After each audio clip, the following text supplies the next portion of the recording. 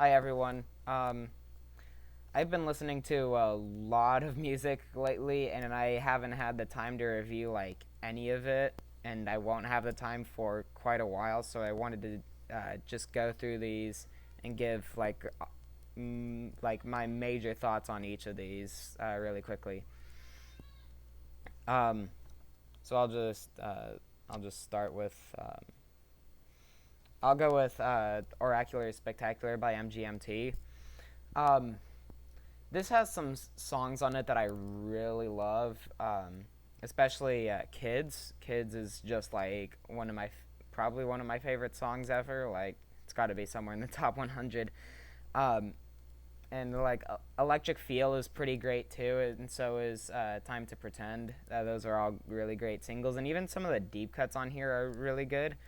But I feel like something with this album just doesn't click with me. Like the psychedelia doesn't it just doesn't fully work out for me, and it all just sounds uh like it doesn't have like anything behind it. It's just like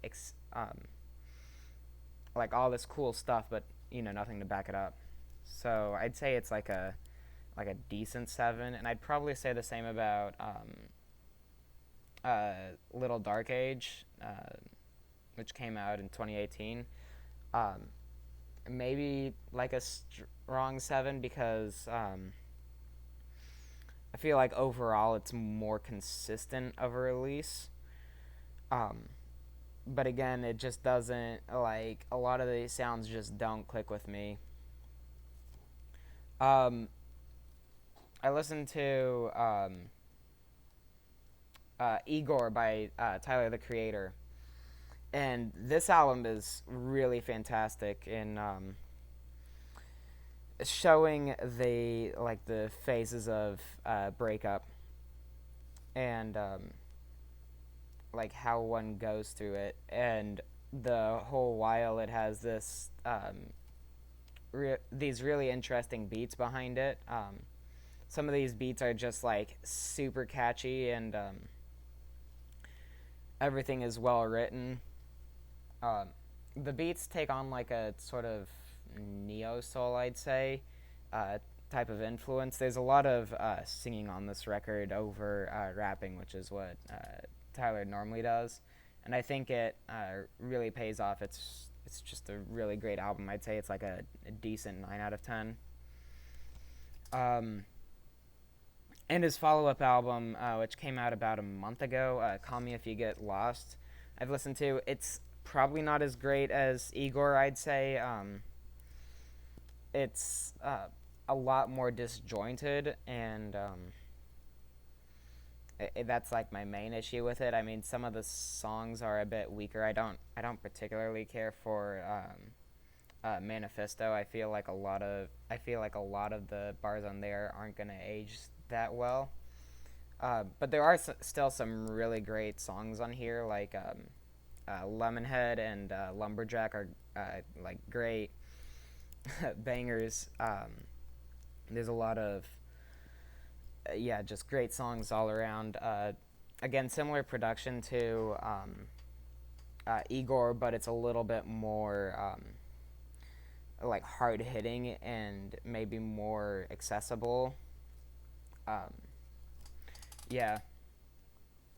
Um, I listened to "It Was Hot, We Stayed in the Water" by the Microphones. This was the album that preceded The Glow Part 2, which is easily one of my favorite albums of all time. And I'd say this is like a probably like an 8 out of 10. It's really, really great, but it's not.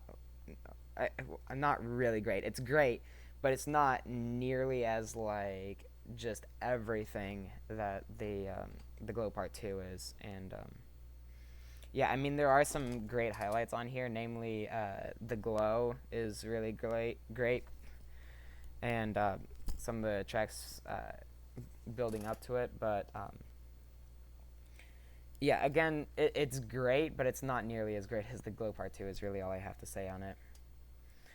Um, uh, "Joy as an Act of Resistance" by Idols is it was one of my main introductions to punk, and it's just a really great introduction. The guitars all over this thing are like they just roar with like this animalistic sort of influence to them, I'd say.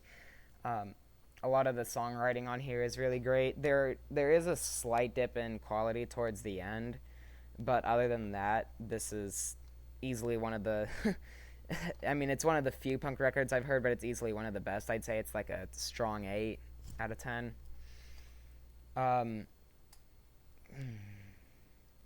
I've listened to The Lonesome Crowded West by Modest Mouse, which is um, it's a one of the first indie rock records, and one of the best, I'd say, one of the defining indie rock records, especially of the 90s. The writing on here is just phenomenal. Really great vocal performances and lyrics from Isaac Brock.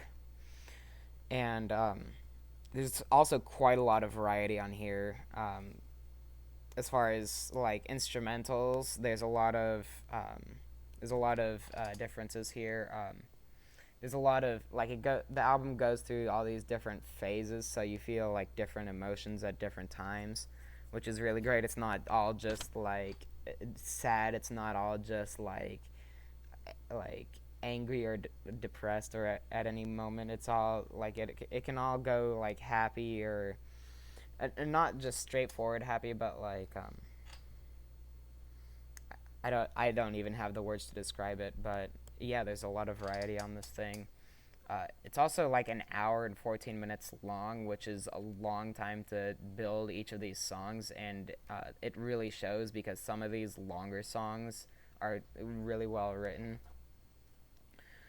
Um, Benji by Sun Kill Moon is a spoken word. Well, that's a complete lie. It's it's heavily lyrical. There's a lot of these songs have really simple instrumentals behind them, and they really let the lyrics like take the front seat. But even then, like the simple instrumentals really have this uh, I'd say almost autumn vibe to them that I really like. And even then, like some of the like the instrumental passages on "Ben's My Friend," the closer, are like fantastic. Um, there isn't like a ton of variation throughout, so maybe that's a drawback. But I'd still say this is like a 9 out of 10 record. All the songs on here like are well written. The stories are very interesting. Yeah, just all around really love this album. Um, Recently I listened to the new Billie Eilish album, and I really loved her last album, her debut. I thought it was like just really catchy, and I love the dark vibe of it. This one, I have. I think there's great moments in a lot of the songs here, but I wouldn't call like any of these songs just like outright like one of the best songs I've heard from her. Not really anywhere near as great as some of the songs off of her previous record. But again, there are some like great moments, like the guitars on towards the end of the title track are really great and almost experimental, which I really love. And there's some, like I'd almost say, clipping influenced instrumentals on songs like Oxytocin or NDA. Uh, yeah, I mean, again, it's not great on all fronts. There are some, I think it kind of like drags in the middle a little bit, but it's definitely worth checking out for the high points. And the low points can pretty much be ignored, so I'd say it's like a decent 7 out of 10.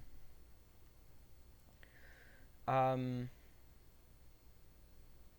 the Turning Wheel by Spelling. I, of course, got introduced to this by watching Anthony Fantano's 10 out of 10 review of it. And I'm not that fond of it, but this thing is still really, really great. All the songs here are instrumentally lush. They're well written. Uh, there again, there's like so many instruments going on, and there's like over the course of this entire album, we could just go through like so many different phases that never feels boring. It's paced perfectly.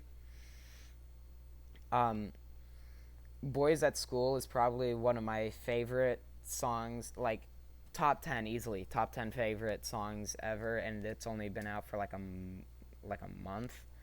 Uh, it's just fantastic, especially as it just builds to these guitars at the end. It just blows me away, and the synths are great, and the horn sections are great. The strings are great. Again, I could talk about this album all day.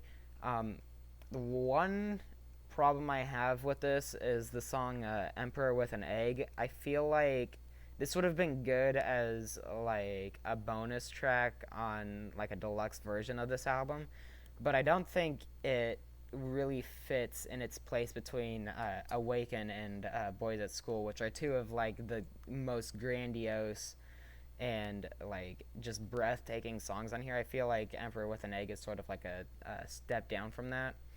Um, and I personally find the writing sort of like it goes through phases, but I do think it could have used like a second chorus or something to really like cement it and keep it memorable.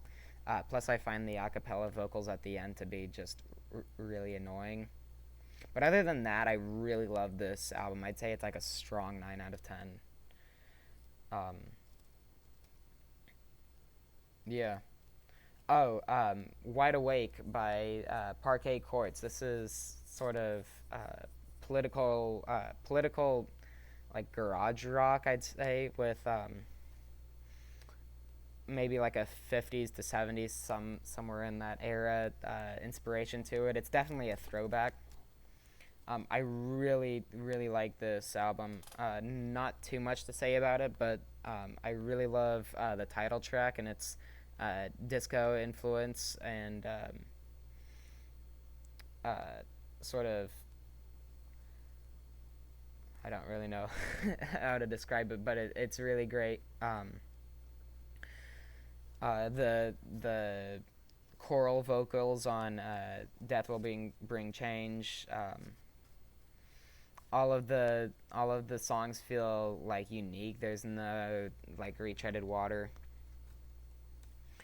Um, so yeah, I think that's about all I have to say. I'll probably find some more albums that I didn't talk about, but yeah, honestly, I've been really happy with with like the vast majority of albums I've come across, and yeah, that's about all I have to say. Thanks for watching.